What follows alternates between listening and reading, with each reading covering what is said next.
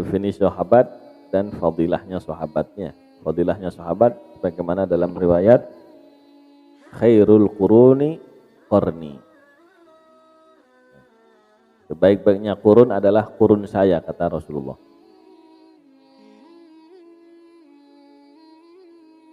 Berarti di situ sahabat termasuk orang terbaik.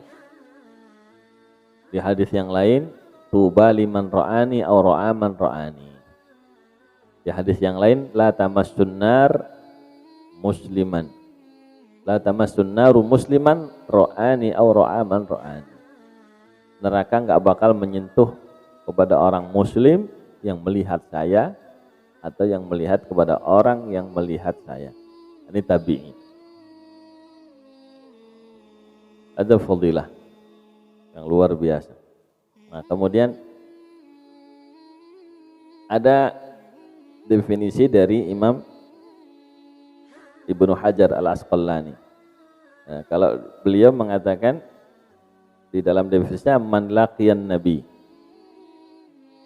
wa kana mu'minan wa mata 'alal Islam.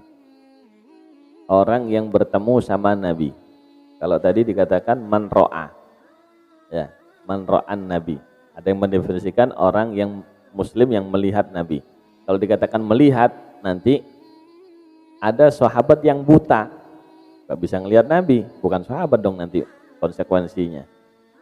Nah, makanya yang lebih tepat definisi sahabat, man laqiyan nabi wa kana mu'minan wa mata 'alal Islam. Orang yang bertemu sama Nabi, berkumpul sama Nabi. Dalam definisinya, man ijtama'a bin nabi. Orang yang berkumpul sama Nabi.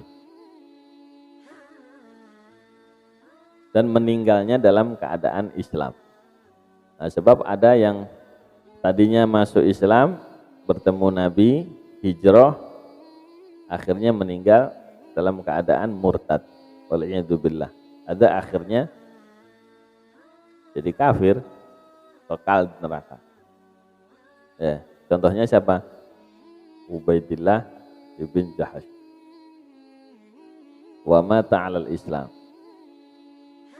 Nah, dikasih definisi wa mata 'alal Islam ini untuk mengecualikan yang meninggal dalam keadaan murtad. Itu bukan sahabat lagi, hilang fadilah sahabatnya.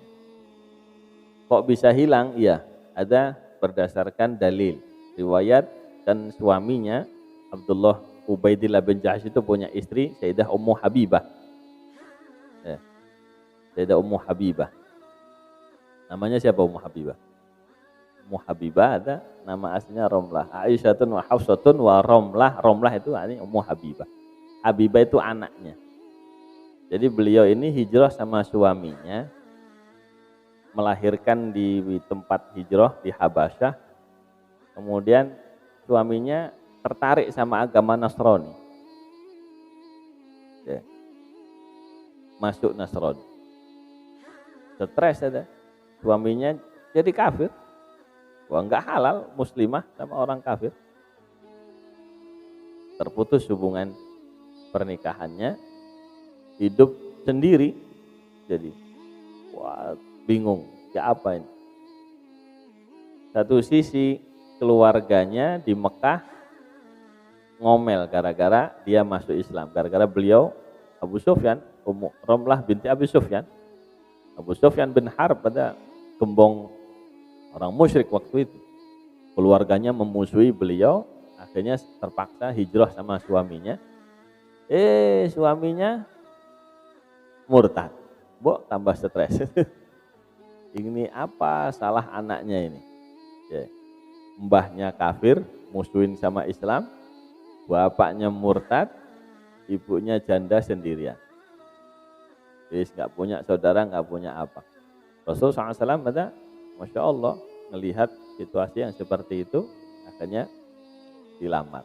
Nah, dalilnya kenapa Abdullah bin Jahash itu bukan sahabat? Dalilnya dari kisahnya Sayyidah Romlah. Sayyidah Romlah menceritakan, saya bermimpi satu ketika ngelihat mukanya suami saya ini kok kayaknya sengsara banget. Gak ngerti waktu itu apa. Bangun tidur cerita suaminya bahwa dia ini mulai tertarik ke Nasrani.